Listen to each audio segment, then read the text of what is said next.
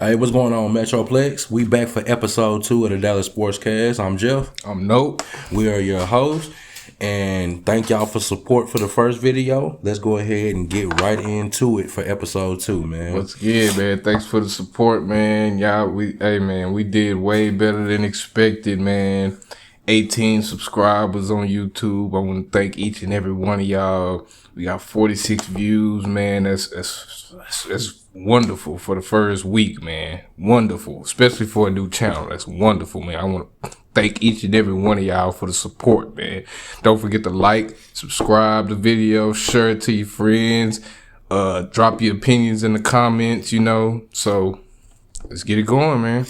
All right, first things first, we want to talk about Kylian Mbappe. I think that's how you say it. Yeah, we want to talk about just the contract offer. Record breaking. It's just ridiculous, man. Record breaking. Just the first contract offer is ridiculous. Even though he's going to turn it, he already turned it down.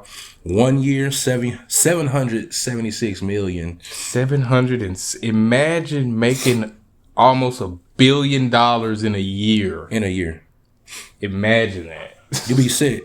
We'd be sick. We wouldn't need anything else. You wouldn't even need to play anymore after that. Like that's more than what most people make in a 20-year career in some sports. Exactly. So. And then they were showing it compared to a lot of other people's contracts.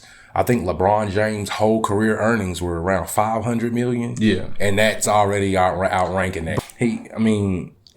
If you don't want to play for a team, I guess you just don't want to play for a team. Of course, we would all take that deal. Oh, yeah. I know I would take that deal. Oh, yeah. I don't even like soccer. I don't know any of the players, just being honest with you. But listen, that was like international news, just the contract offer, man. So crazy. I mean, he's obviously one of the best players. And then he's still young, too. I think he's what, like 23, 24 or something like that. I mean, he's young. He's not up there. He's not up there in age like Messi and Yeah. So I just found out. We just broke it down right here. That's $64.6 million a month, $14.7 million a week. Wow. $2.1 million a day. $88,500 an hour. Sheesh. $1,475 a minute, and that's $24 per second. $24 per second. Per second. That's crazy. That's wild. That's crazy. That's wild. Yeah. I would just take a day. If I was anybody, I would take 1 day. I don't want to say he's crazy for turning that down, but I mean, I understand with him. He wants to go to a club that's actually competing to win. And I don't know. Like I said, like you, I'm not very familiar with soccer, but I've never heard of Saudi Arabia. In the World Cup contention or anything like that. So I can see where he's coming from, but man, 1 year, $700 million, man. Like, yeah, it may be a reason they can offer that much. Maybe because they don't have anything else. They got all the money in the world. Saudi Arabia got more money than us. They do. They do. But still, I can see where he coming from because he will actually want to win, but turn it down 1 year, $776 million. Crazy. Everybody was ready to go over to Saudi Arabia after that. Man, you seen all the NBA players react. They like, hey man, y'all got a basketball league over there? No, fast. Man, Draymond says, hey man, I don't even think the ink done dried on my deal yet, man. Come on in. He just signed. Yeah. Ain't no telling. They might cut off pieces of gold bar or something over there, man. Should look like that. Yeah, man, that's crazy though, man. Okay. So, speaking of money, we want to go ahead and segue into the next topic, which is the NIL and the effects that it might have on the drive and the motivation of the younger players. We all know that these players are 15, sometimes 16, and now they can actually accept deals and get $1 million deals. Yeah, $1 million deals. And sometimes we all know when you're young and have that, all of a sudden I can go get anything I want. Especially if you come from nothing. Exactly. You know what I'm saying? NIL go up the WNBA. It's either go up the WNBA Boys gonna make the WNBA pay those girls more money. Which they should. Angel now making more money than the girls. It's meant to force the WNBA's hand because I think I looked at some numbers. The highest paid WNBA players, which is like Asia and all them, they only making like a salary. I think of like $200K. Yeah. Angel them get millions right now. Yeah, they already got millions. In college. They already getting millions, man. And so, to me, it should be because, we obviously we got more money than what, you know what I'm saying? In this world, it's too much money for them not to be getting paid. Exactly. Because then that's the whole reason the Brittany Griner situation happened. She had to go overseas to make more money. And then part of it too is that I don't feel like the WNBA markets their players the same way that the NBA does, which makes sense because the NBA has I ain't gonna say a number, but they got an infinite marketing budget. I'm pretty sure so. If the WNBA dropped that goal down 2 feet, it'll be more exciting. Yeah, so they can actually dunk. Yeah. But that'll be a factor. Like we want to see that. Yeah, because right now it's only maybe two, maybe 3 WNBA players that's dunking. And like you said, Brittany's one of them. I can't remember. I can't name the other 2. I can't even name them. But I've seen a couple other players dunk. But main one is Brittany. Yeah. But right now, you have you got Asia Wilson just dominating, and the Aces and the way they dominating. Yeah. I think the league is so top heavy, because they're 21-2 right now. Yeah, they 21-2, and then the Liberty are supposed to be the second best team. Yeah, and so the Dallas Wings actually just beat the only one who beat both teams this year. True. They're the only one who beat both of them, so they might have a chance, but not. I don't think really. I think they're like a super team. The Aces are pretty much. They are. They're like 2016 Warriors. Facts. You know what I'm saying? Like you got the. In a sense of team wise, so. Yeah. Because right now she's averaging 20.5, 9.8 rebounds, 2.1 blocks. Yeah. She's like the hands down MVP. Yeah. MVP of the league right now. And basically the LeBron of the league right now. So but you see, I believe the league is in good hands just because they set the bar so high in terms of the NBA and the WNBA. True. So you have Aaliyah Boston coming in, starting in the All-Star game as a rookie. Hey, I think she gonna give Asia a run for her money within the next season. She putting up numbers this year. She breaking barriers, but I think next year is gonna be her real breakout season, and I think she could definitely be second best player in the WNBA behind Asia. Oh yeah, she's already doing it, man. Yeah. She's already, I'm not saying she's just turned the whole franchise around in Indiana, but they're way more exciting to watch because of her. So, definitely. So but back to the NIL thing, do you think that's gonna affect a lot of guys positively or affect it negatively? Because we already know on the WNBA side it's going to definitely help those girls get paid before they get to the WNBA. But the NBA, it could definitely distract you. Oh yes, it's definitely gonna hurt it because you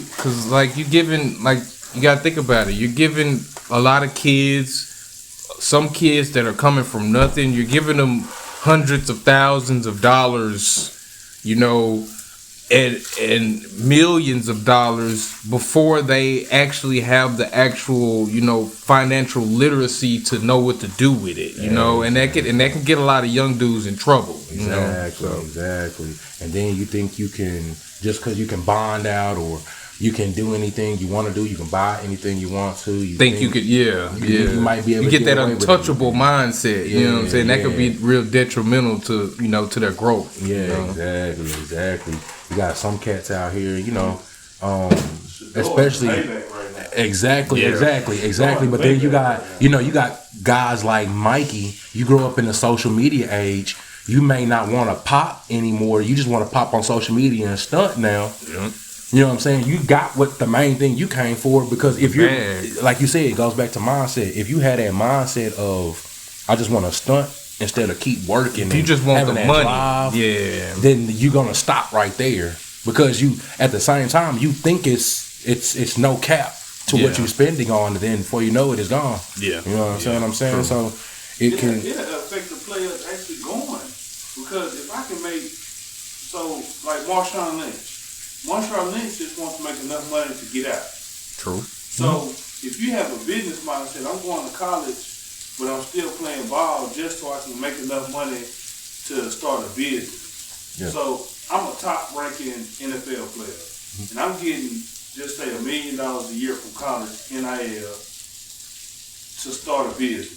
That's my goal. That's my plan. True. So when the NFL draft comes, I don't need to go to the NFL draft because that wasn't my goal the whole time. Exactly. My goal the whole time was just to make some money to branch out and start a business. That's what I'm going to college for. But see, you some people don't have that mindset. You know what I'm saying? You have that mindset. And some people have that mindset, some people don't. Yeah. Some people have it as soon as I get it, I may get it back. You know what I'm saying? And they feel like they may get it back and it's all gone.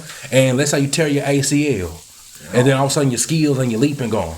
Yep. And now you're all those college offers are off the table because you kept them on the back burner because you was making money up front. And if you didn't invest your money wisely, it's eventually gonna run out. Exactly. So, and then at the same time, Dion has that thing. Dion has the mindset. You'd already know Dion before it was even popping. And no NIL deals already had gold chains and pulling up in Mercedes already, man, and out of Florida State. Yep. So he passes that knowledge down to his son. Hey, you need to build this. Yep. You have to build something. You got to build a too brand. many times especially our culture. I'm gonna say it like that. Especially our culture, we want to flash. We want to flash as soon as we get it. Rather than, I mean, you can look at it like when I used to work at the Army. Dude, be millionaires, white guys.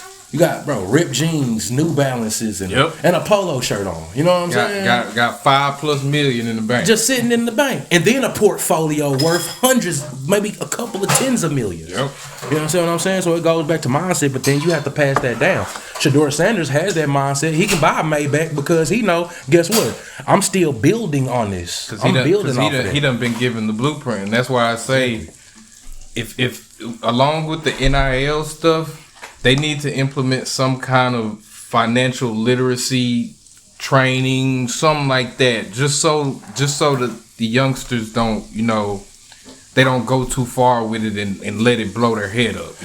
Yeah, because now Congress just passed. I think they were pushing for revenue sharing, and they just came with a bill for Congress. Maybe it was a couple of days ago, maybe 3 days ago. I think Congress and the NCAA are squabbling because I don't think that the NCAA really wants to pay the players that like they're like a salary. Yeah, you know what I'm saying. Yeah. So it's and then of course you're gonna get mad when you can't capitalize off little black boys anymore. True. Say it like that. Facts. So when you can't capitalize off them anymore, because then you have a situation like I go back to the Reggie Bush situation. He took something, and then you took his Heisman Trophy like he didn't deserve it. You understand what I'm saying? Right. So you can penalize me for trying to feed myself in college. Yeah. You know what I'm saying? He's still in college. You still not making money at that time. Yeah. You know what I'm saying? Most of them had like a little side job. You know what I'm saying? Like working in the campus store or something like that. Yeah. So,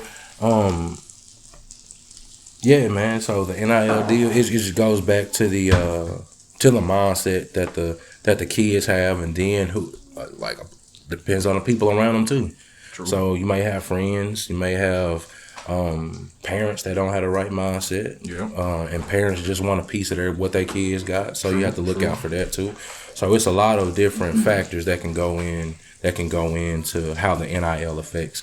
But to me, I like it. Get your bag while you can. Hopefully they just take that and build upon it, and they just don't, blow it. Yeah, I agree. Kids tend definitely to. Agree. Yeah. So, all right. So, already talked about WNBA. Let's move into Shohei Ohtani. This in baseball, man. And what's going on? Unicorn.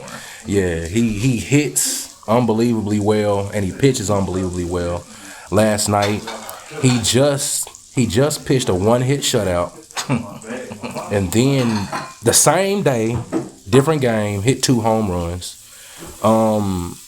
We talking about money. This guy is going to get paid significantly after this season, no matter where he goes.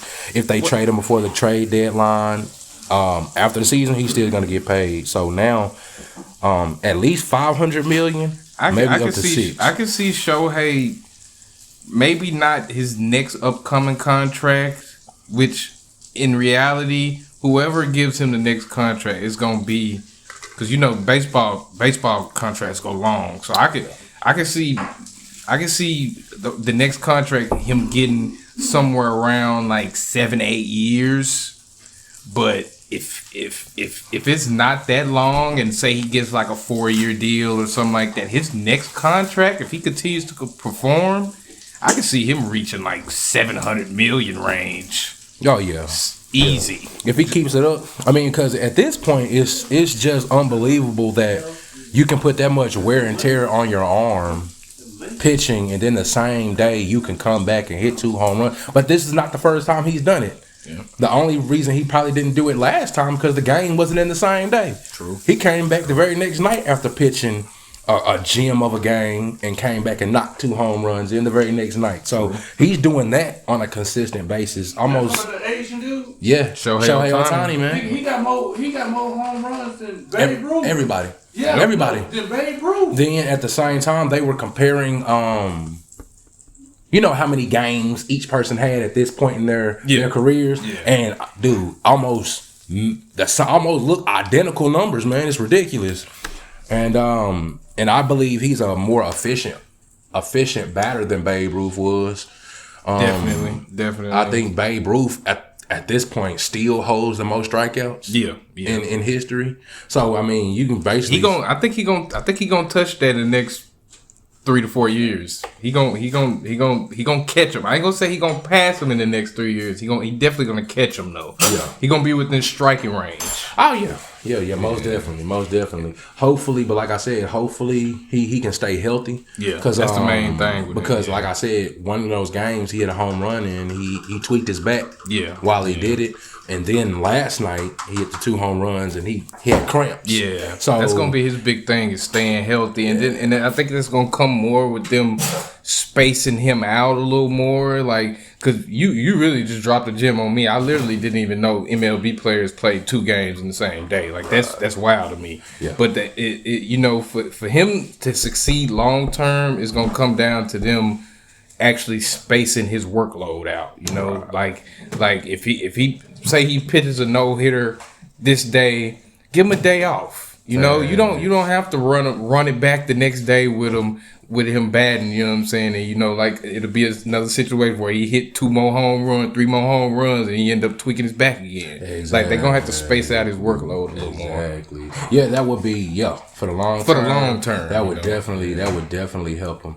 But we all know everything is a business. Yeah. You know, people, and then, but the thing about it is they've had him and Mike Trout. True. And haven't been anywhere. True. You know and that's wild. And that's why the crazy part, he's been as good as he's been, but he's still been in trade talks. You understand what I'm saying? So imagine him going to an actual contender. Oh, they're gonna win. They're gonna more than likely win it all. Yeah. You got a top of the rotation guy, and then you have one of the most elite, but not just a contact hitter. But you got power. Yeah. The power is ridiculous, man. Yeah.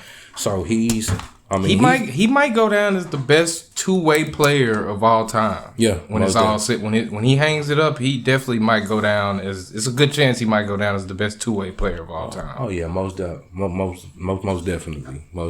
He's a one of a kind dude. He's an actual unicorn. Yeah, he's an actual unicorn. Yeah, and then you wait a while after seeing him. Because it's been a couple of years we've been seeing it, and we want to believe that he's that good, but we keep being skeptical. Like, he can't be hitting that good and pitching that good, right? And he just keeps on doing it. Now you're doing it 2-3 years in a row, man. It's crazy. Yeah. And then he sells tickets. Oh yeah. So you're not gonna want him to skip games. Yeah. You know what I'm saying? And I think that's part of why they play him so much. You know, because he's filling the seats every night. He's filling the seats, and then he keeps you in contention for the playoffs. Yep. So if you get into the playoffs, guess what? That's more ticket sales. Yep. You know what I'm saying? So yeah, I think that's the big thing of why. But it's gonna come down to him to tell them and let them know, hey, I can't be running into the ground like this for the long term. It's going to take him to tell them that, because the Angels, you already see what they do. Yeah. I mean, I've seen him pitch the same game and hit in the same game. I've seen that too as well. He pitched on the mound, then he's the designated hitter. Yeah. So that's, man. So that's running him into the ground, running him ragged. Yeah, man. That's definitely doing it, man. Yeah. One of the leagues, one of the divisions he has to, that's the only way he's batting, because in the division he's in. Yeah, that is what they do. He pitches and bats. Yeah, I mean, So there's no way around that, though. Yeah. I mean, in the National League, they do the same thing. In the National League, because American League, you got the designated hitter, but in the National League, the pitcher actually bats ninth. You know what I'm saying? So, yeah. I mean, maybe he might go to a National League team to where that can be more part of the, I don't know, more consistent part of the rotation. He's not going to want to go where he's not batting. I mean, but that's what I'm saying. Like, he ain't going to want to go nowhere where he ain't batting. I mean, but you can, the National League don't have designated hitters. They don't. He hitting all these home runs, that'll up his record. Yeah. That'll what he got going on. You finna send me where I'm not batting? I'll switch to a battle. I'm designated hitter from now on. True. Yeah, he got the skill for it. Yeah, because that'll wear your arm out, man. Yeah. But let's go ahead and segue into the next potential. Well, I ain't gonna say potential deal. We got a Supermax deal with Jaylen Brown. Yeah, 5 years, $304 million, man. He got the bag, man. He said he wants to bring Black Wall Street to Boston. That's gonna be. I would love to see that. I would love to see it too, man. I don't. I mean, I like that Jaylen Brown, got his bag. He definitely deserved it. I don't know if he deserved that much, but he definitely deserved the bag. I think that's gonna hinder the Celtics going forward as far as filling in with role players and everything, because so much of their contract is going to be tied up with Jaylen Brown, Jason Tatum, and now Porzingis. He got his bag as well, so that's going that might tie up their cap space for future for future seasons as far as filling out the team. Right, and exactly we've seen some top heavy rosters that have been unsuccessful, and that just goes to show you it takes teamwork. Exactly. All the time. We know that Jaylen Brown is a dog. We know Jason Tatum is for real.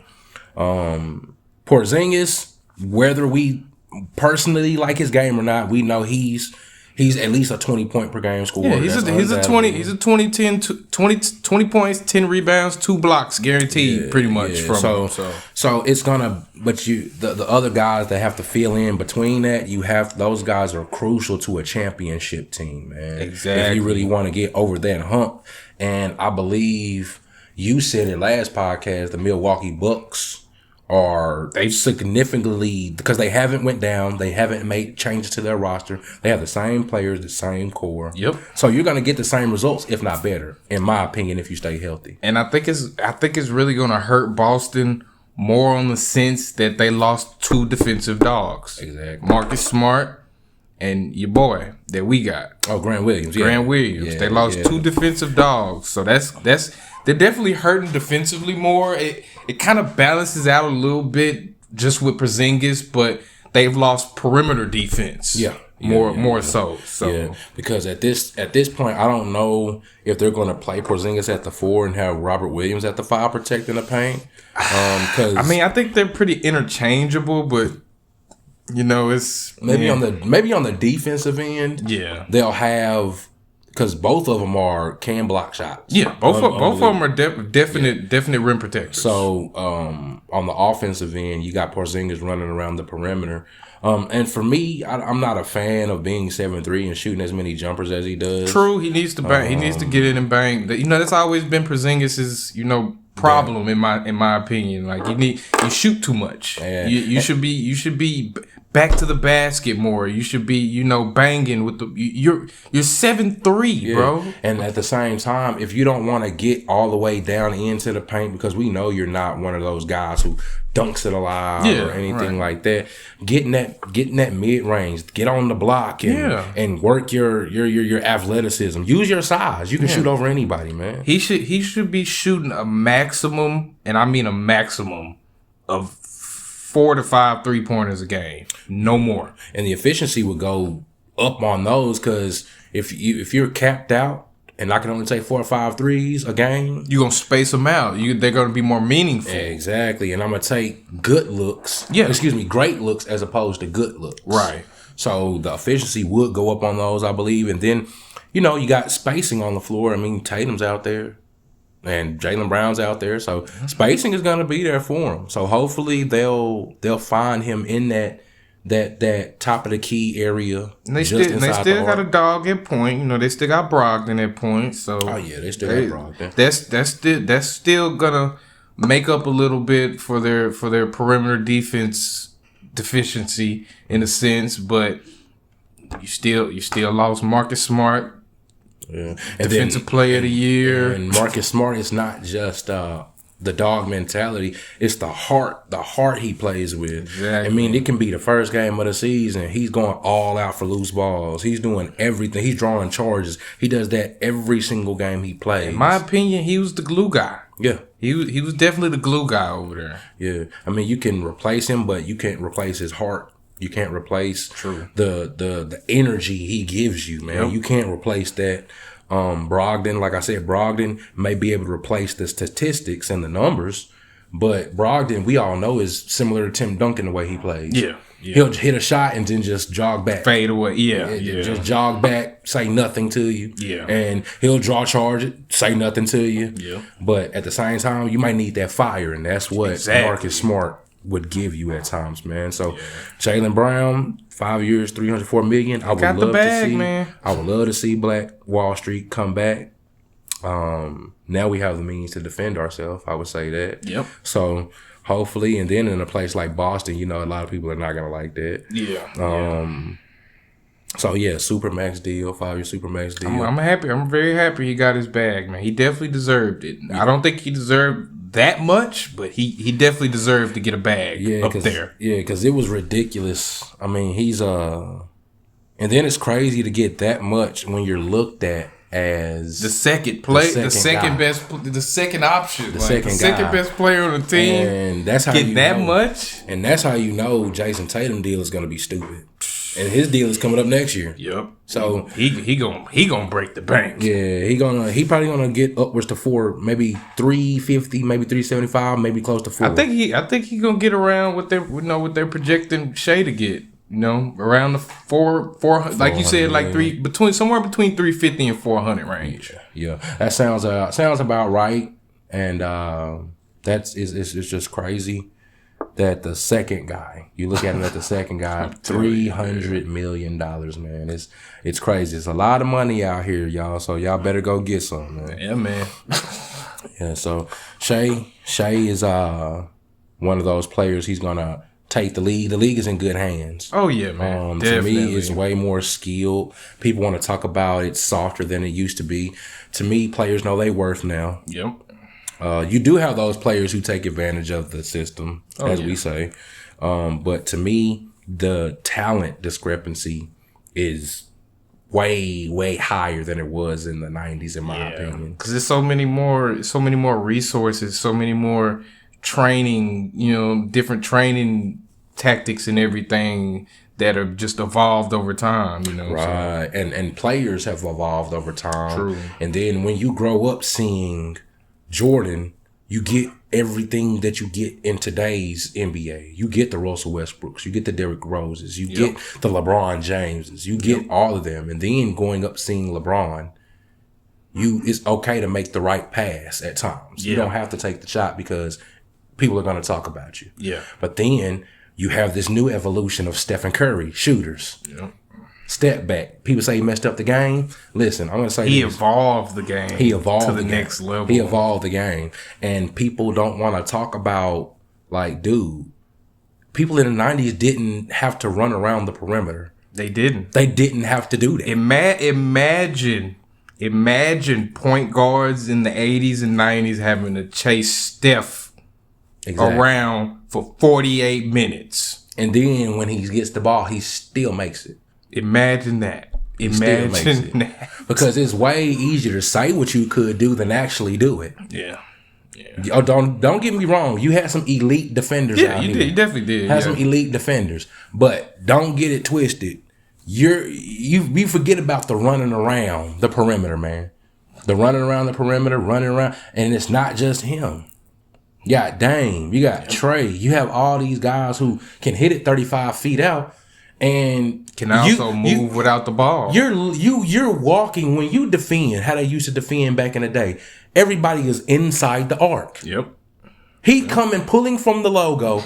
You're gonna look like a deer in headlights. You be like, can you legally shoot that? Yeah, he can legally shoot that, and it went in. Nothing but net. And he turned the other way and ran the other way before it went in. So you know what I'm saying? So I don't. To me, I hate when people talk about that because to me, different eras. You can't really compare. Yeah, you can't compare, especially to like the 80s and 90s where it was a more physical game.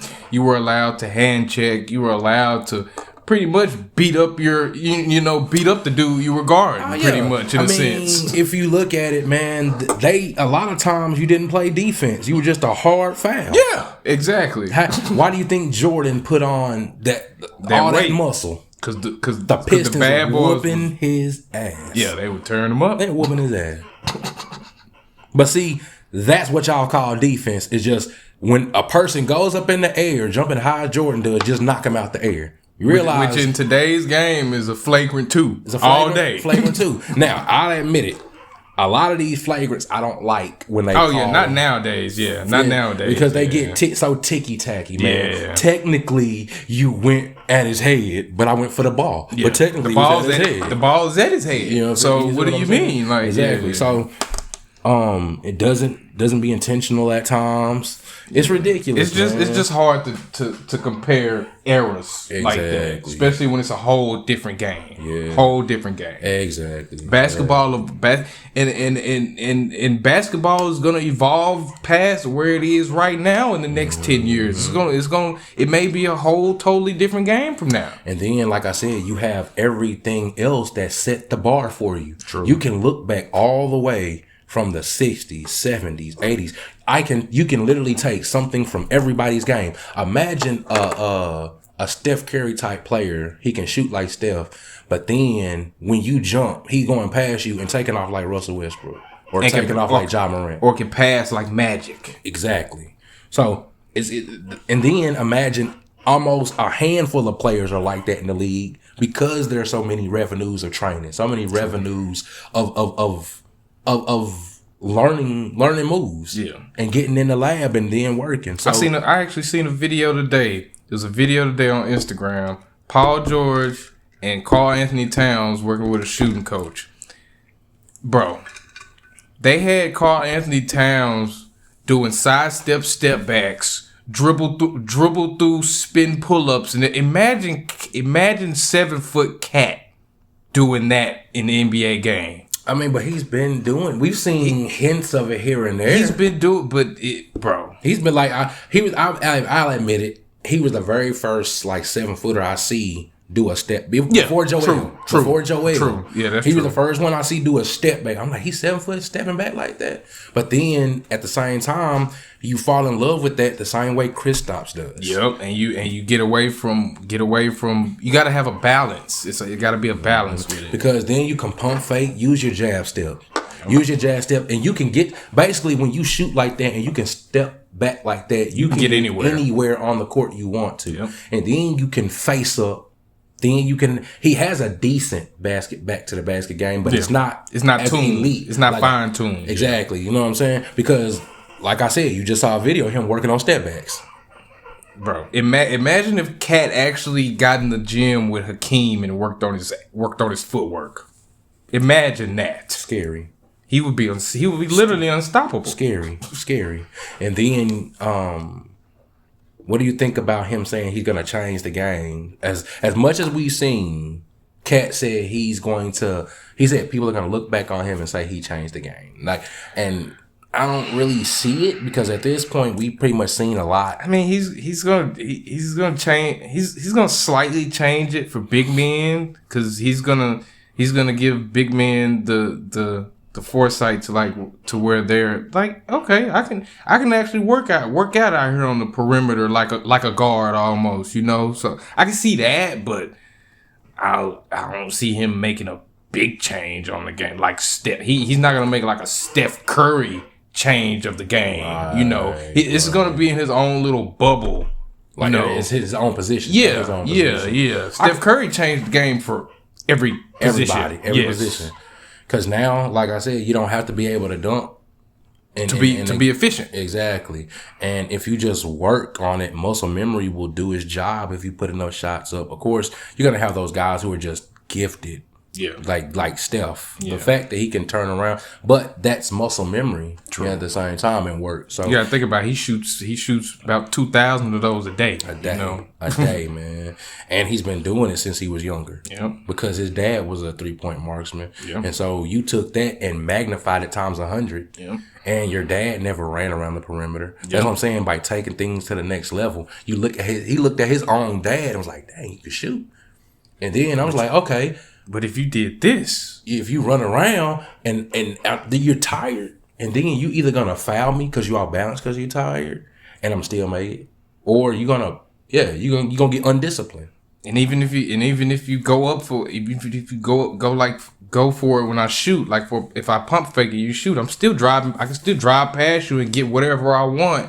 You know, either in the paint or on the mid range. So. Exactly, man. So the era is going to be a beautiful time. Yeah. For basketball these next couple of years, because you used to have just those two players like we talked about, LeBron and KD, and LeBron and KD. Now it's going to be a plethora of players that you're going to be like. I could think of about 10 just off the top of my head. I mean, Giannis is still in his prime. Giannis, Luka, Trae Young, Shai Gilgeous, Jason Tatum, Anthony Edwards. You got all these guys who are like that and have that mentality, man. So the league is definitely in good hands. So we love that. Yeah, we love seeing that. Yep. And so we want to we're gonna go ahead and move on to the NFL, man. Let's talk about the NFL. The NFL. We got a couple of players holding out. We got one big name in Joey Bosa actually holding out now. Oh, Joey's holding out? Yeah, I didn't know Joey was holding out. Yeah, he's holding out until they can come to a long-term deal. They definitely gonna pay Joey though, because he is their defensive line. I mean, I ain't gonna say he is their defensive line, but he is. To me, in the trenches, man, you have to be a special kind of dog to be in the trenches like that, man. To do what he does, though, at the same time, at an elite level. Exactly, and that's what I'm saying. He's one of those handful of guys where you're gonna feel his impact if he doesn't even get a sack. He may not get nothing in the stat sheet in one game. But he's still gonna affect the play. Exactly. Which is the number one thing, you know. Even if you don't get a sack, even if you don't get a deflection, how are you still affecting the play? Exactly. Are you rushing the quarter? Are you rushing the quarterback, making him rush his throw, or are you dropping back and affecting coverage? Like, how are you affecting the play? Right. So it's gonna be a key thing to watch with their defense, because as talented as their defense is, if you don't get pressure on the quarterback, nobody can cover for 8 to 10 seconds. Nobody. Especially if you're in zone. Yeah. So he's very key. Moving on to another, got a couple of big injuries these last couple of hold on, let's get it. Can't forget about Zach Martin, man. Oh yeah, Zach Martin, man. Zach Martin is also holding out down here in Dallas, man. And Dak is scared for his life. I don't blame him. Zach Martin has been by far the most consistent in terms of playing and production. Because we saw Tyron Smith struggle last year to stay healthy. Yeah. Every time he come back, he has to leave. Yep. He's been solid throughout his whole career, but he just This last year, I think he may be 1 or 2 years from being done. Yeah, from being done. Man. Yeah, you could just tell. Yeah, And then, he's on the back end. Yeah, and you can't move as well. Yeah. With the kind of injury he has, he's on the edge. Yeah. Then you have all these edge rushers like we just talked about, Joey Bosa. Yep. His teammate, Micah Parsons. Yep. You got these guys who are not only fast rushing off the edge, but they're strong. Yeah. They're strong, man. So they can get you out batting with their speed, and then next thing you know, they're going right at your chest, pushing you back. Yep. So it's definitely going to be key that they sign him and just give him what he wants. Yeah, just give him whatever he wants. He deserves it. Exactly. And then at the same time, he's been in the league for a while now. So he's probably gonna want maybe 2-3 years. Yeah, 2-3 year deal. Yeah. Give him the money, because I already know what they're thinking. They're thinking, oh, our window is we're still in our window, our championship window. And so if you're really in your championship window, he's one of those players that you have to have out there. True. And you have to have, gotta pay him. And yeah, man, it's key. He's key, man, because now the right side, right tackle. So that was interchanging a lot of people last year. Yep. Tyron Smith, like I said, weak. On the back end of his prime. End of his prime, at the end, almost near the end of his career. So it's definitely gonna affect the whole offensive line. And man. What you think about Aaron Rodgers taking a $30 million pay cut? At this point in his career, he just wants another Super Bowl ring, man. And I think it's justified because he wants them to actually build a solid core around him. So I mean, the crazy part, because I think he's looking at, in terms of not just this year, but like you said, he signed the extension for the main reason that even if they don't win it this year, we might be able to go and get a piece or two here and there, or bring back a player that's key. And he's looking at maybe the window, same window, the 3 to 4 years window, maybe 2 to 3 with Aaron, since he's been in the league almost 20 years now. Yeah. So he's still with that thing around, but then you got Breece Hall, who's coming back. And also the Jets just had a meeting yesterday with Dalvin Cook. So they get him in case Breece Hall isn't back. But Breece Hall is one of those players. I think he'll come back better than he did last year. Yeah, he was actually I know he was doing well because he was on my fantasy football team last year, and beat a couple of guys because of that. So I know he's going to be productive, and hopefully he continues to build off that with the dying breed of running backs. Yeah, and all the things that they're going through. Imagine a two-headed monster though of Breece and Dalvin Cook though. Yep, that's gonna be scary. That's very scary. That's scary. That's almost terrifying. I ain't gonna lie to you. And you got Aaron Rodgers throwing to him out the backfield. That is terrifying. That is terrifying for defense. You got a dog out there in Garrett Wilson. Yep. And then you have Allen. You signed a couple of receivers he's already familiar with. Allen Lazard. Yep. A couple of them, I can't remember, but they have a good tight end, and their defense. Yep. Their defense already solid. Top 5. Already solid, man. Yeah. So the Jets, they made one of those moves to me, in my personal opinion, it moved them past Dallas. Oh yeah, move them past Dallas. Move them past Dallas. Just off the strength, they have Aaron Rodgers. Move them past Dallas. Yeah, and we got a lot of flack about that. That we don't like Dak, or we dislike Dak, or trust me, Dak. We love Dak. We're showing tough love towards Dak because we want him to actually live up to his potential. Exactly. Dak can be a top 5 quarterback, hands down. He just needs to tighten up his intangibles, work on his accuracy, get that ball out quick. Mm-hmm. He needs to work on his quarterback intangibles. Trust me, we love Dak. We've loved Dak since day one. But we're so hard on him because we want him to be better. Yeah, and we see everything that other people may not see, especially in Dallas when we're watching the games. We see every play. We see every play. We see the terrible throws and the incompletions. Yep. We see things that could be a lot better. He just had a pass that made CeeDee Lamb look good, but if you look at it in training camp. Yeah. And CD had to reach out for it because it was too far in front of him. Yep. Yep. And he didn't have anybody rushing him. Yep. And then Dak's decision making comes back to decision making also. True. And Dak ties in with the intangibles and your mechanics because Dak can throw the ball with some zip, but he has to have that back foot in the ground. Yeah. He has to have that. Yeah. He's not one of these guys he can throw off of a different kind of platform. I saw him run to the right so many times and the ball flutters out. Yeah. Because he has to have that back foot. That's part of his mechanics. Yeah. And we're not hating on Dak at all, man. We just want to see him do well. And he doesn't have to be even a top 5 quarterback when you have everything else around you. True. That's true. But y'all want him to be that so much you're willing to put the ball in his hands too many times. Yeah. And trust him too much. On top of us having a solid running game, which is the foundation of the offense. The whole offense, man. You can't stray away from the foundation that you've built and expect to succeed. Exactly. It's just not going to work like that. Exactly. And even when we had Tony Romo and DeMarco Murray, the year they said Dez dropped that ball. It was run, DeMarco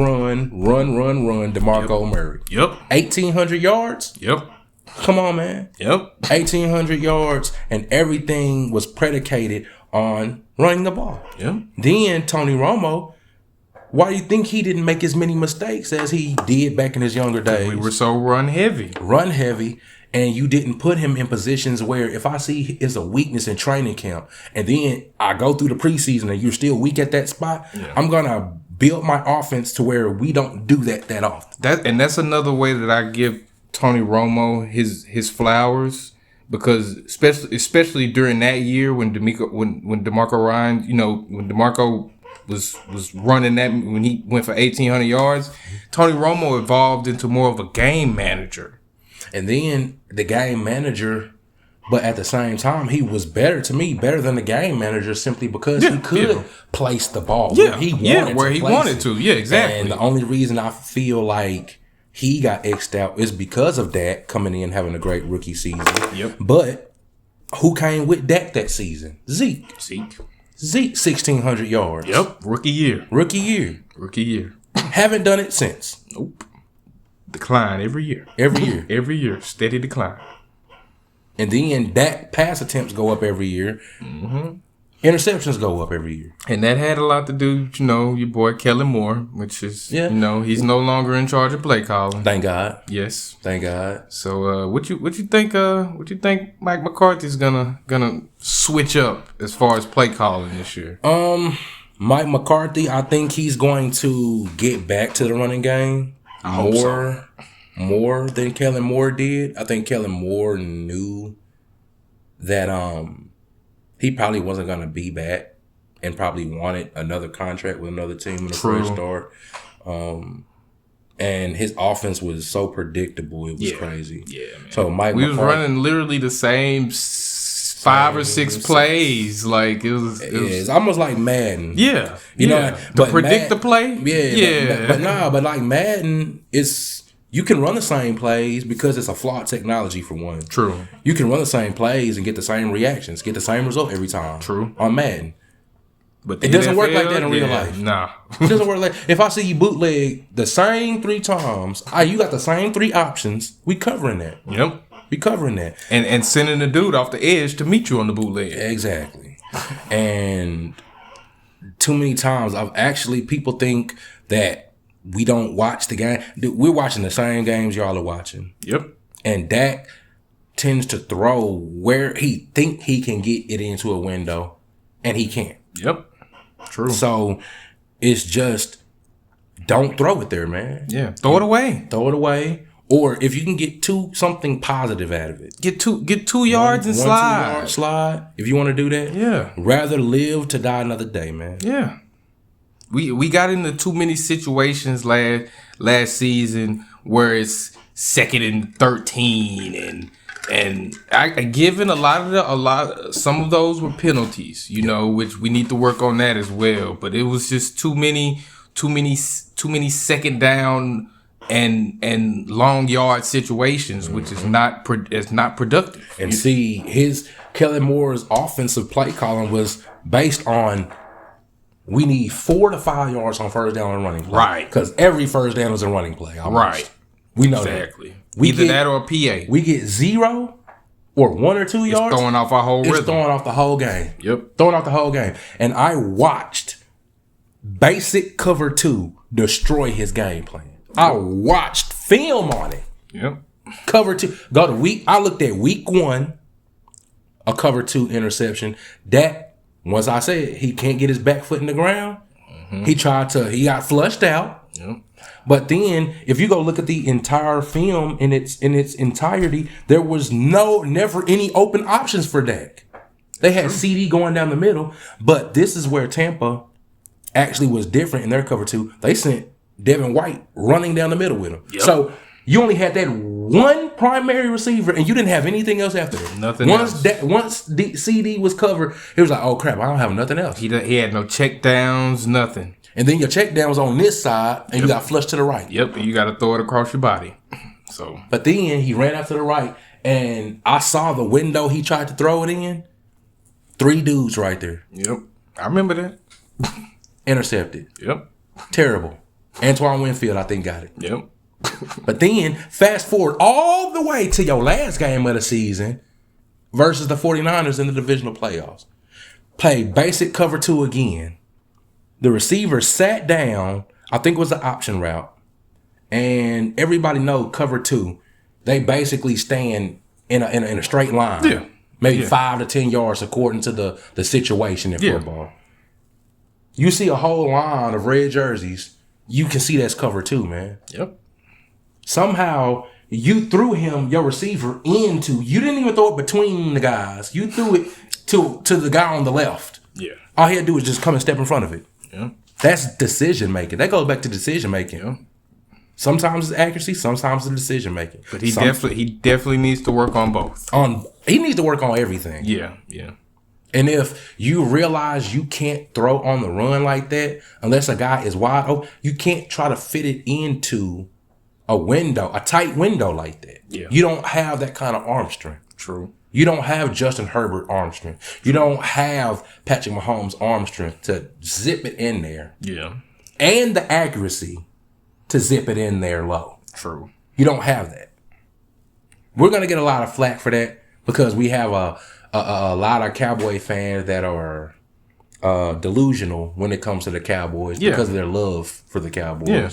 But you gotta be real with yourself first to actually decipher what you're seeing and know that just to know that Dak can be way better than he is. Mm-hmm. He just has to put the work in. He has to put the work in, and not to say he doesn't put the work in, but like I said, he can put the work in. But when you have a coaching staff, everything is a collective effort. Yeah, true. So you have a coaching staff that sees a weakness that Dak may not see. True. You understand what I'm saying? It's your job to you have to tell him to work on that. But then at the same time, it's up to him. You can't put him in the position to keep making that mistake. Right, exactly. Too many times you keep calling the same plays over and over again. Yep. You don't see Andy Reid doing that with Patrick Mahomes. He puts him in situations to where he knows he can succeed. Exactly. And I wouldn't even put Mike McCarthy in that in the same breath as as Andy Reid, just like I wouldn't put Dak in the same breath as Tom Brady. True. As we saw in the all over Instagram, all over everywhere in response to us. You can't say Tom, you can't say Dak in the same sentence. Let's get that right. You can't. Let's get that out there. You cannot. Can't do it. You cannot. Cannot do that. They're on two different sides of the spectrum. Exactly. And Mike McCarthy, if you look at it at the end of the day, he inherited the team. True. And a young Aaron Rodgers. Yep. That's true. He wasn't you say he wasn't chosen. He wasn't inherited. He inherited that team. Yep. And inherited a young Aaron Rodgers, and you won a Super Bowl in that when you inherited it. Yeah. I'm talking about, was it in the first maybe 3 seasons since he took over? Yeah, they won 2 or 3 years. But you were there for another whole decade, fam. Yep. And didn't win nothing. Yeah. With the same elite quarterback in Aaron Rodgers. And I'm talking about good teams throughout that stint. Like, exactly. So hopefully he learns from that and has a second chance to get it right. Yeah. Hopefully that was his learning experience. I think you know I think Dak's gonna have a better year this year. Like you said, I think a lot of that was attributed to Kellen Moore's play calling. So terrible. Yeah, I feel like Mike McCarthy's gonna do a better job. You know, we hopefully we run the ball more, so we just won't be so predictable. Yeah. We were way too predictable last season. Oh yeah, most definitely.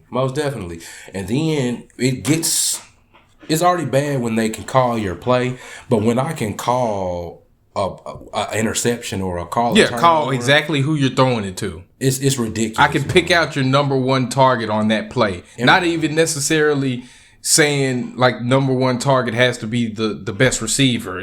I can call out your number one target for that specific play, whether it be the tight end, running back, or the wide receiver. Exactly. So now you have a combination of things. You had that predictable offense, but like I said, the offensive line is still not solid anymore. Now it's Tyron Smith and Zach Martin are the only two left from that O-line that was maybe the best, if not the best, offensive line in the league. We were. Remember Travis Frederick? Yep. Yeah. Yeah, we were up there. Retired in his prime. We were up there, man. But then you had young Tyron Smith. You had Zach Martin. Yeah. And 4 out of 5 all pro offensive linemen. Pro Bowl offensive linemen. Come on, man. And now Dak is back there. You can't run like you used to, but you're running for your life. And you can't throw on the run. It's a bad combination. Bad combination, man. So we're gonna get it together, man. So they might get it together. He may help Dak overall. What you think about the Justin Herbert contract? Completely deserved. Yeah. 5 years, $262.5 million. Yeah. Completely deserved. He got the bag. Because if you go look at a lot of the, I remember you can go just look at the game versus Oakland. What was it? A year ago, maybe 2 years ago. Yeah, 2 years ago, I think. Yeah. It was, some of those throws were ridiculous. Yeah. And he kept bringing on 4th down when it counted most. Yep. Yeah. So I think that's well warranted. Now you just have to worry about Eckler staying healthy. Yeah. But the good part, when you have a quarterback like that, you don't have to wear Eckler down. Yeah, true. Eckler is just a weapon that you don't catch a lot of weapons like that. Yeah. That can catch and run the way he does. Yeah, the versatility is you got crazy. You got a dog receiver in Mike Williams. You got Keenan Allen, route running machine. You have a lot of pieces over there that are great, and then they have a young line. Yeah, and they have a solid defense as well. Their solid defense. To me, their defense is. I think that's the thing why they get in the shootouts the way they do. Yeah, because it's like below, a little bit mid tier kind of. You know, they could definitely get better. But they got pieces. Yeah, they got pieces. Yeah. You know what I'm saying? Derwin James on the backside. You got your safety. Yeah. Asante Samuel Jr. I like Asante Samuel Jr. a lot. I like him a lot. So I think they're on the right track. They're trending up, and then you got your quarterback of the future. So I think they'll be good, man. Yeah, they definitely will. Let's go ahead and talk about our defense, Dallas Cowboys defense. They just re-signed Trayvon Diggs. Trayvon got the bag. $97 million. Trayvon got the bag, which is well deserved. Yeah. Well deserved. To me, but we always have a little bit of constructive criticism when it comes to Dallas because we're in Dallas. Yeah, and you kind of, I know where you're going with this. We all know Trayvon's, we all know his, I don't want to say downside, but deficiency. We all know what it is. Yeah. We all know what it is. He loves, that's why he has so many interceptions. He loves to jump routes. Yep. So when the ball is actually coming out, it looks great. Yeah. It looks great when you get the pick. But when it's a double move, and you're beat, It looks terrible. Looks terrible on film. Horrible. And matter of fact, the year he had, what was it, 7-8 straight games to start the season with an interception? Yeah. That season, you gave up the most yards at any corner. He did. The most yards. He was getting smoked. Yeah. He was getting and smoked. then don't give him a route running receiver. True. Because their whole thing is predicated on your position and their position. So they'll make a route look like something and then break it off. Yep. Break it off. He can't guard someone like I'm not even gonna say Odell because we don't know what Odell's gonna look like after the injury. But pre-injury Odell, no, he should not be. He should not be on Odell. To me, just pure route runners. Yeah, like you don't even have to be a speed burner with him. Yeah, because he has the speed to catch you no matter what. Yeah. So that's one of his gifts and his talents. But like Calvin Ridley, a guy like his teammate now, Brandon Cooks, guys who Keenan Allen, guys who are legitimate route runners. Justin Jefferson, you got those guys who will make a route look the same, and cut it off to something different. Yep. You'll be thinking it's a slant, then they double back and go into the flat right behind you. And you going that way. You know what I'm saying? Yeah. Or one thing he'll do if he's staying off and you have it'll look like an in route. Yeah. He'll jump the in route and then you fake and then you going right to the out. Yep. He'll bite on them. Yep. And it's a complete out route. It's not even a double move. Yeah, it's just the receiver making that move. Exactly. Yeah. So those elite receivers like that, he just has to look out and tighten up. Yeah. Tighten up the decision making. Because at the same time, some of the best corners, I remember like Champ Bailey, he said, I'll give up a 5-yard out. Yeah. I'll give up a 5-yard out the whole game. Yeah. He said, but I guarantee you're not gonna get behind me. Yeah. You're not. It's not happening. It's not happening. Exactly. At the same time, I'm gonna beat you to the punch because I'm gonna be ready for the double move. You done ran so many 5-yard outs. You think I'm gonna bite and I don't bite, and then you do a double move and throw it, and I'm there. Yep. And I got it. Yep. So yeah, he's at that point where he just signed an extension, so he's just out of his rookie year. Yeah. And he has progressively gotten better. Yeah, definitely got better. But to me, a lot of upside. That's his only downside is jumping those routes and just staying more disciplined. Staying more disciplined. And I don't even see a lot of penalties at times with him. Nah, he doesn't. I don't know exactly, but he didn't have a lot of PIs last year. Yeah, he didn't have a lot of PIs, or his rookie year. Yeah, or his holding. Yeah, he didn't have a lot. Yeah, he doesn't have a lot of them. Yeah. So that's what I'm saying. So maybe he should have had some holdings and. He wouldn't have gave up that many. Yeah, exactly. Yeah. So he might have been able to get away with that, but now you at the point where you past that point where you can just grab. Well, you can still grab a guy if you beat. So. Yeah. But you hope to not get in a situation like that. True. As far as the Cowboys, the defense I believe is going to be way more consistent. It's just we still don't know what we have in the offense. Yep, that's the big question mark, man. And Tony Pollard, I think this is gonna be a breakout year for Tony too. As long as our offensive line holds up, especially as long as we pay Zach Martin and get him out there, Tony Pollard's gonna have a breakout year. I can see about 1,300 to 1,400 rushing yards and close to 1,000 receiving yards from Tony. Nah. I wouldn't say 1,000 receivers. You wouldn't say 1,000? I say 500. I'll rephrase that. I say like 750. 750. If he pops off. That's if he pops off. Yeah, if he pops off. But see, now he's the key. He's the number one now. Yeah. So now they're gonna key on him, and some running backs like a Tony Pollard can still perform, but they're gonna contain you. Yeah, because they know what to expect from you now. Yeah. They've seen you. They've seen you burn people, so they know now. And I think he's a lot stronger than what people think he is. Yeah. Because when you get a hand on him, you still can't bring him down. Man. Yep, true. And then it also goes back to the offensive line. His elusiveness sometimes would get him out of trouble. Yeah. That Zeke got into and couldn't get out of. Yeah. So the offensive line, that's why the offensive line is so key. And Zeke did decline.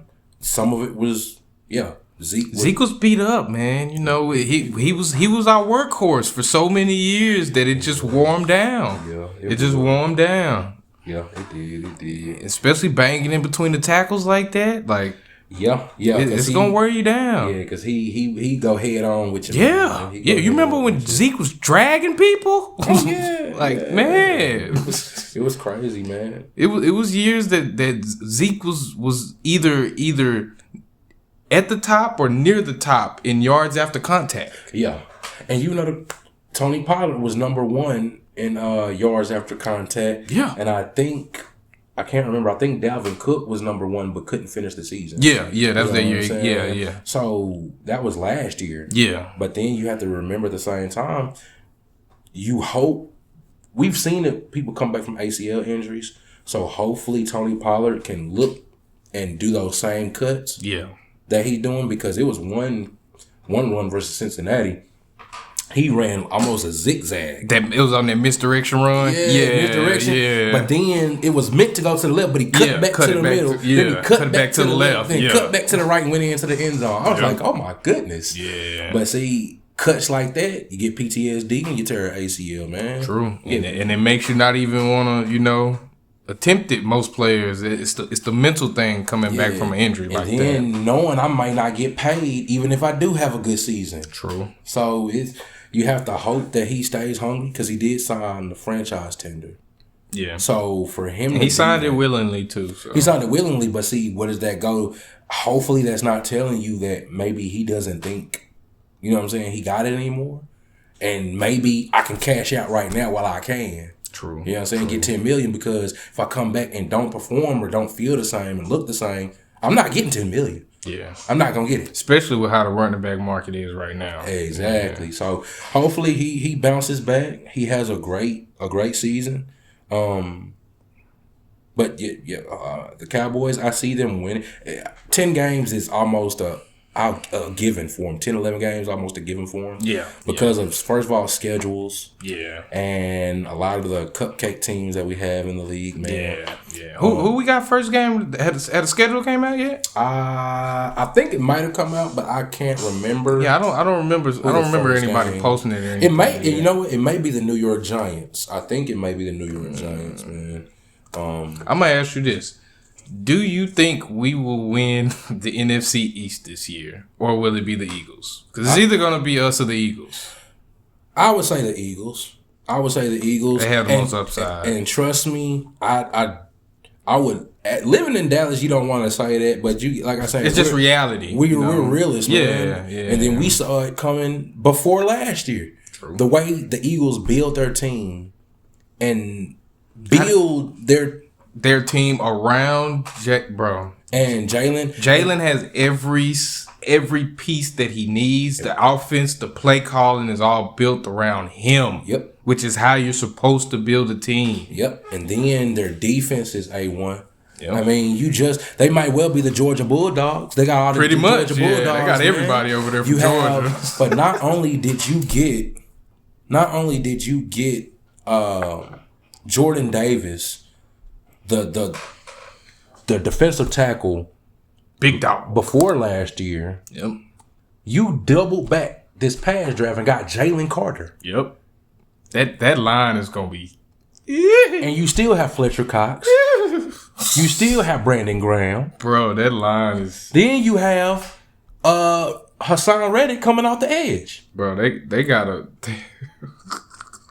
So they're gonna be rushing off the edge, but then the edge rushers are going to capitalize off just the push in the middle. Yeah, from the tackles. The push in the Fletcher Cox. You know he moving mountains. Jordan Davis literally took Landon Johnson back 5 yards. Off his feet, too. Looked like he was on a surfboard. You know what I'm saying? Looked like he had skates on. He was pushing them back. Yeah. An all-pro lineman, and you a rookie just pushing him like it's nothing. That was Jordan Davis. And then you got Jaylen Carter coming in on that, too. Yep. That defensive line gonna be scary, bro. So you get no plays off like you did in the past when Fletcher Cox need a breather. Yeah, you don't get because you got Jordan Davis and Jaylen Carter coming in. You got 3 other. It's crazy, and so they know how to build their team, and you see they build their team from the trenches out. Yep. Because not only do they got one of the best defensive lines, they have one of the best offensive lines. Yep. The trenches out, and you see where it got them to the Super Bowl last year. Yep. And on top of having a solid secondary as well. Solid second, exactly. Because then You don't need all pro safeties and corners when you have a defensive line like that. Exactly. They can actually get to the quarterback and disrupt the play. They solid. But then you got above average corners. They really do. They do. You got Darius Slay, all pro. All pro. Do they still have Bradbury? I think so. I think they still got Bradbury. I'm pretty sure they do. I think they still have James Bradbury, man. I'm pretty sure they do. But even the young dogs coming up under him, though, they're still solid. Yeah, and he's still with the Eagles. So he is still with the Eagles. Yeah. So you got those two guys. But then one thing they did let go, C.J. Gardner-Johnson last year. Yeah. He's in Detroit this year. Yeah. He's in Detroit this year. But then you still have the veterans safeties that are behind them. Yep. And so those guys are homegrown and basically just keep everything in front of you. Our cornerbacks are going to man up because they play man so well. Yep. And then we got the defensive line, their linebackers. I believe they took care of that for future purposes, like Nakobe Dean. What was the other guy? I can't think. Got to secure the core, man. You know what I'm saying? So the linebacker position was always really their weakness. Yeah. They always had a line, always had defense, good to average to good defensive backs. Yeah. But the linebackers were always an area of concern. Yeah. So true. I think they covered that. And then Nakobe Dean, they can run. Mm-hmm. They can run up. They can run, dude. So that's going to give them a lot more flexibility on their defense. So me personally, I think Philly is gonna take the East. But I do too. Cowboys, like I said, just be depending on schedule. They can win 10, 11 games, 12 games again. Easy. You know what I'm saying? So it may come down to the tiebreaker between them. It definitely. I think it definitely will. I think it definitely will. Especially with not Kellen Moore calling the plays this year. Yeah, I think it definitely will. Yeah, man. So I think 11 to 12, maybe 13 wins this year for Dallas. To me, the furthest I can see them going is maybe back to the divisional round or maybe the NFC Championship game, man. Yeah. But if they get in that wild card, I'll say the divisional round is probably where they're gonna cap out at. Yeah, I mean, we don't have a very good track record in the wild card round. We don't have a good track record in the wild card round. Not at all. Now I believe you're good enough to beat another wild card team, but like I said, when you run into the divisional round, like if we run into San Fran again in the wild card, it's a wrap. That's a wrap. All you can hope is that other teams suffer some injury, or have a setback, and they're not as good as they were last year. True. But right now, San Francisco did all that without having a consistent quarterback. What they started like 3 or 4 different quarterbacks throughout that season. You had, I think Garoppolo got hurt. The rookie got hurt. Trey Lance snapped his ankle. Yep. And Brock Purdy came in and went, 7-8-0? Yep. Yeah. So, and then right now, they wanted Trey Lance to be the guy. But Brock Purdy is showing. He's like, I'm him too. He taking the job. He's like, I'm him. Yeah, he's taking the job. Don't forget about me. Yeah, man. So, San Francisco. And their defense still intact. Offensive line still intact. Yeah. Still got Christian McCaffrey in the background. Still got Debo. Still got George Kittle. Exactly. They still got all their weapons. Yeah. Now you got a full off season with Brock Purdy taking first team snaps now. First team snaps. Yeah. They're gonna be elite. Yeah. Elite. Definitely. So that's my prediction for the Cowboys season. Another season. Another solid season. And like I said, with most people just they write us off just because we have as far as our roster is made up, they expect us to be in the Super Bowl every year. Right. And anything less than a Super Bowl is a bust, basically, in most people's eyes. So. Right. But you can still have a solid season without going to the Super Bowl. A solid you can, but at the same time, it's a certain window. Yeah, after so much time. And how much time has gone by since the last time Dak is in his 8th year? Yep. 8th, 9th year. and you interchanging running backs. You got another running back coming back from an ACL injury. Yep. You have a dog in CD. Yep. Michael Gallup did tear his ACL. Yep. So he may not be the same deep threat. Yep. I don't know what tight end we have this year besides Hendershot. Yeah, Schultz is not here anymore. Yeah. So and that was a blow that hurt us too. We should have.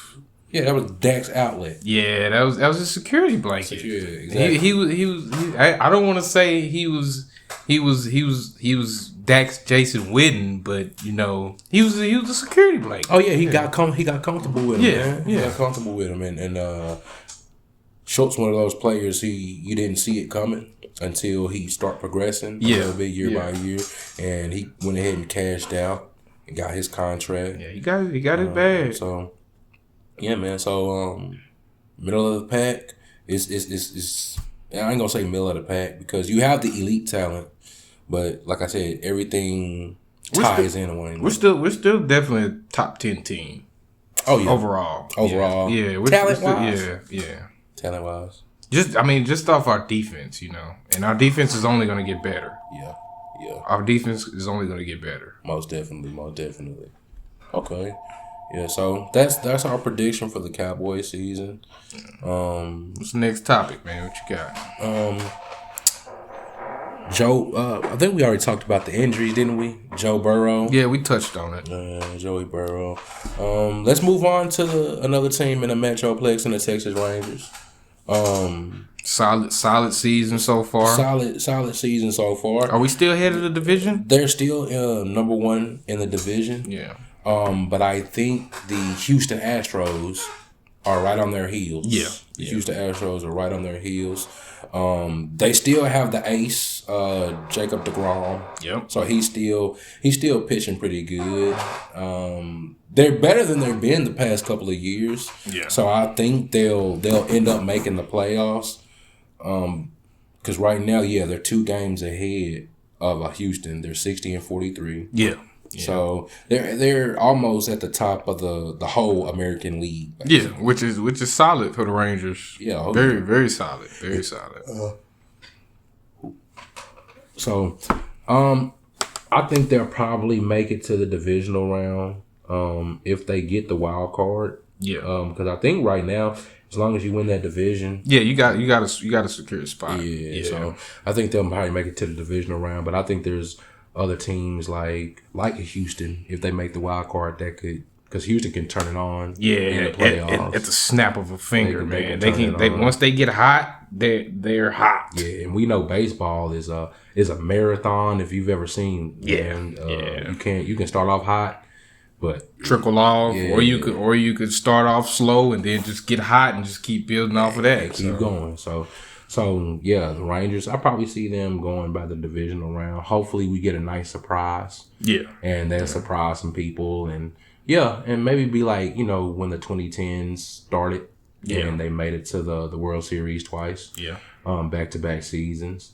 But hopefully they get hot at the right time and stay consistent and stay healthy. Yeah. And hopefully they'll bring a World Series down here to Texas. Yeah, I think we can do it too. As long as we stay consistent, we don't have too many altering injuries. I definitely think we can go the distance. Right. Okay, cool. Before we get out of here, man, you want to touch on the Mavericks real quick? The Mavericks. Go ahead. What thoughts do you have on the Mavericks, man? I think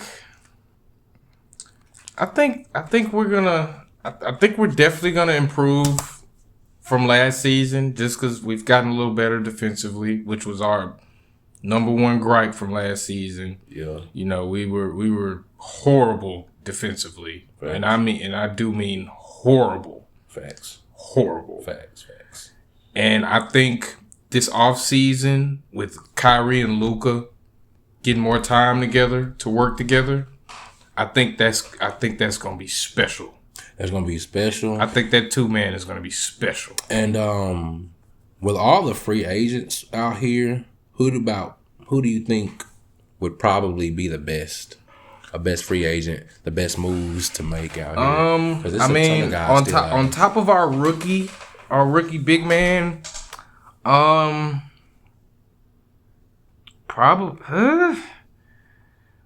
for one, I don't think we should have let Boban go a couple years ago. We should have kept him because even though he's up there in age, he's solid. You know, as far as big man, which I think is our number one need, I want to say you might give me something for this, but I think we should re-sign Christian Woods. Yeah, I probably would give you something for that because I really don't. You don't like Christian Woods? He's a scorer. He's not really a defender. He's a liability in pick and rolls. He's a liability in pick and rolls, and then he can't. When you institute a switch defense and you got a guy who can't switch on anybody on the perimeter, it makes it look terrible. It makes it look terrible, man. So, and a lot of the times they had to compensate for Dorian Finney-Smith. Not being out there because Finney-Smith will play the 4. But then sometimes Christian will play the 4, and you can tell that you can see. You can just see you see the difference. Another one I would probably say one of the Hernan Gomez brothers. They're both solid. They're both versatile. He just won Euro MVP, didn't he? Which one? Willie or Wonko? I think it's Wonko. They're both solid. That's what I'm saying. They're both solid. They're both very versatile. They both can guard multiple positions.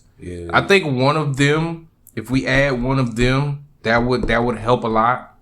Especially with our defensive versatility, because both of them are really good at, like you said, switching with the pick and rolls and everything, and they can guard multiple positions.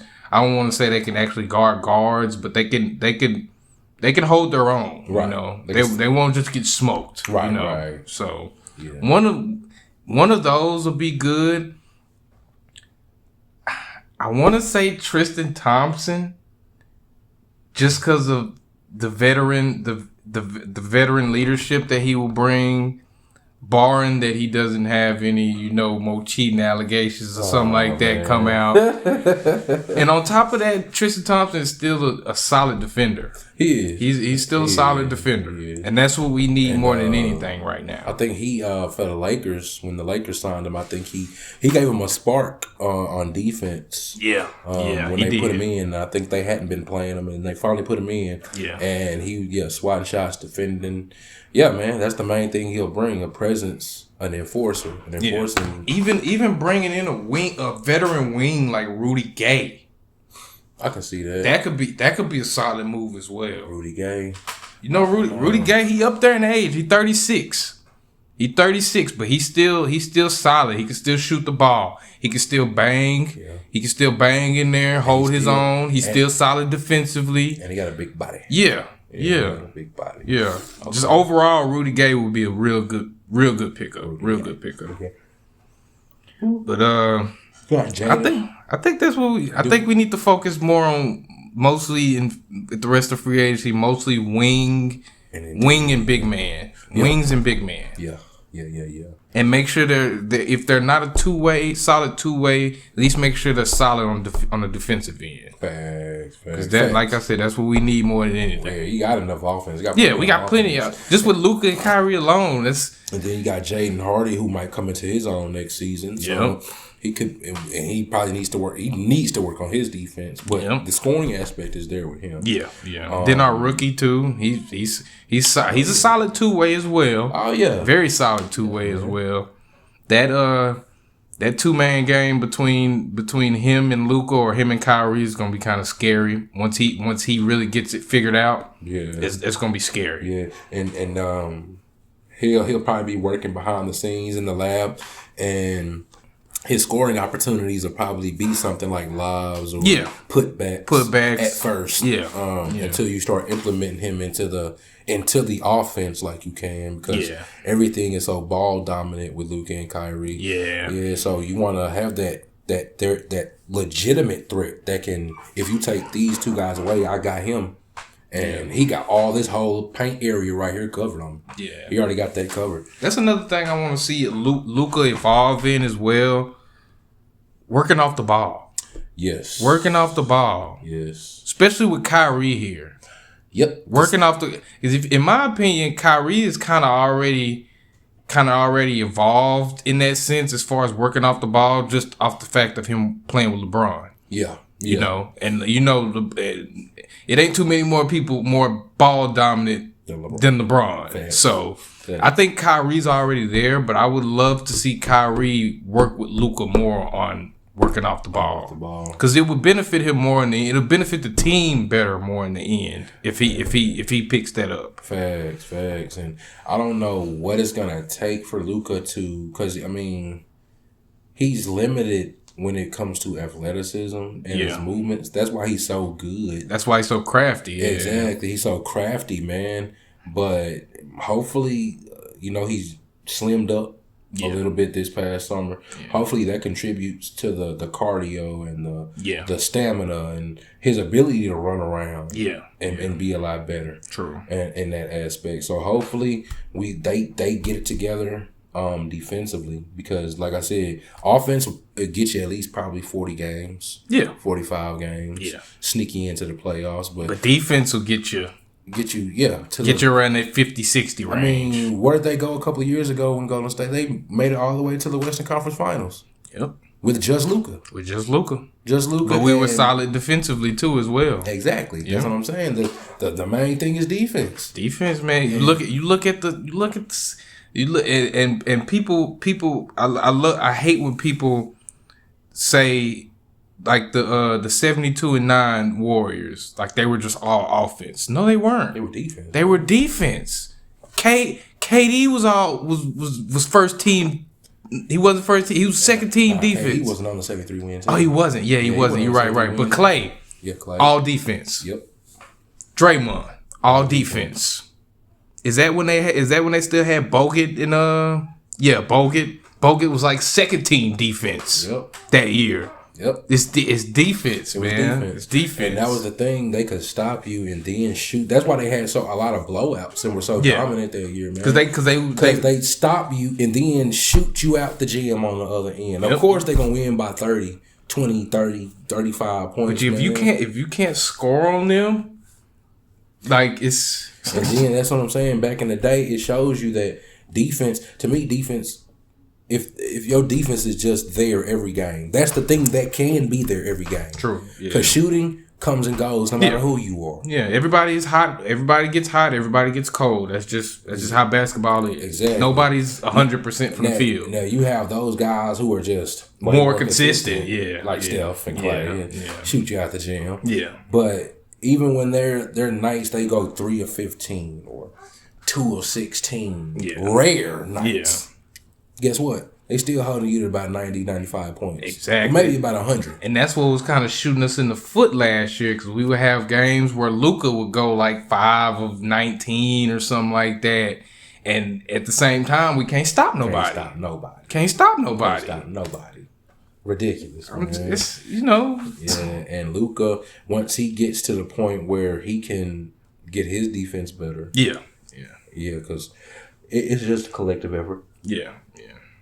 So I think those guys are going to be. I still think they're going to be undoubtedly a playoff team. Yeah, definitely. Undoubtedly a playoff team. I see us around the. If we have a really good year, I can see us around the third seed, somewhere around there, third, fourth seed. Even if we don't have a good offensive year, with how much better we've gotten defensively, I can still see us around like a 5th, 6th seed, somewhere around there. Yes. Yeah, most definitely. Just off the fact that we got Luka and Kyrie, and like I said, with those guys having a full off season together, yes, they're gonna be nasty. We're gonna be nasty next year offensively. We're gonna be nasty offensively next year. Yeah, they are. And to me, to add to your point, for a wing, I would like to see Kelly Oubre. That's a real good pickup. That's a real good, solid two-way player, good shooter. And he a dog. Yeah, and he a dog. He has that mentality of being a dog. You understand what I'm saying? So, and then he's younger than Rudy. Yeah, he's way younger. Kelly Oubre's like what, 24, 25, something like that? Nah, he's older than that. I think like 27, 28. 27, 28? Yeah, he had been in the league a little while. Yeah, he's 28. He's 28, yeah, man. Yeah, so you got him, but then he gives you way more than I think any other small forward at this point out here. Yeah, that's true. That's true. Yeah, so Kelly Oubre, and then at this point in his career, I think he'll settle into that. I don't need the ball roll. Yeah. I just give me my shots. Buy into the winning, you know. Exactly, the winning formula. You know what I'm saying? Just give me the ball. Let me take my open shots. Yeah. And then if it's not there, and then he can still go posterize you too. If he, you know what I'm saying? If it's there, he still got the bunnies. He gonna posterize you. He still got the bunnies. So yeah, I would love to see. I think Kelly Oubre would be a good pickup in terms of that'd definitely be solid. In terms of a wing and a big man. I think you hit the head on the nail with one of the Hernan Gomez brothers. I like the Hernan Gomez brothers. They both just solid, man. They don't do too much. They're versatile, you know. I think one of them can even run at the three. I can't remember which one is the shorter one, but he can even run the wing, you know. Yeah. So yeah, and then they're still under 30. They're still 28 years old, man. So, and like I said, one of them just won EuroLeague MVP, man. Yeah. So we already know you win MVP over there. It doesn't already mean you're an all-star, but it means you're a solid player over here. A solid player. Yeah. And one thing about it, your IQ is going to be high. Yeah. Your IQ is going to be high. Yeah. You have some guys who may not have the IQ, but they have the athleticism to maybe rotate on defense, block a shot. But Hernan Gomez may not be that athletic enough to move like other players, but they're going to already be where they need to be. Yep, exactly. In terms of defense. So that IQ is a big thing, man. So Hernan Gomez and Kelly Oubre, I think two solid pickups. Will be two solid pickups, and then they won't break the bank. Yeah, they won't break the bank at all. Kelly Oubre may demand a little bit more because he's a legitimate scorer. Yeah, he may demand, but I mean, he may not even. You know what I'm saying? If Mark can talk to him. Yeah, you know he might, but like you say, he might buy into the winning formula. Yeah. So yeah, I think those will be a couple of good pickups. That's definitely what we need. We don't need any more guards. Nah, not at all. We don't need any more guards. Please, Dallas Mavericks, do not get any more guards. Yeah, you got We're good on guards. Y'all got that covered. We're good on guards. Y'all got that covered, man. We're good. I'm talking about starting and bench. We're good on guards. Yep. Just focus on wing players and big men. And then, were they in talks to try to get Finney Smith back, man?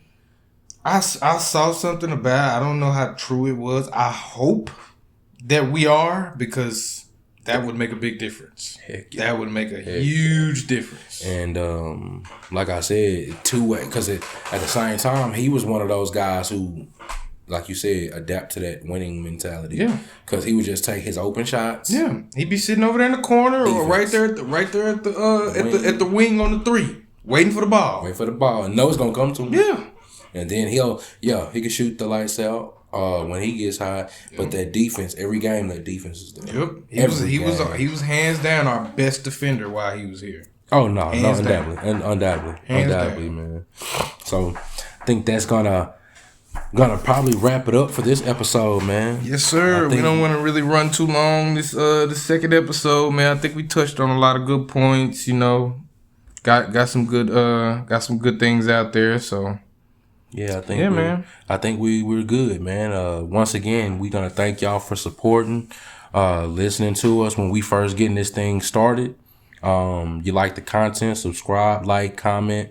We would always enjoy your feedback. Yeah, make sure you drop your opinions in the comment section. We love to see them. We love to, see what everybody else is thinking out there, so please don't be scared. Drop your comments. Like you said, don't forget to like the video. Liking the video helps us and helps YouTube realize that people actually like our content, so it'll push it out to more people. So please make sure you like the video. Subscribe to the channel, comment, share the video out to your friends so they can come drop their opinions in the comment section. Right. And yeah, man, I think that's about it. Good episode, man. Good episode too, man. Yes, sir. We'll catch you guys next week, and appreciate y'all again for the support. Yes, sir. Y'all have a good week, man. We'll see you next week. Yeah.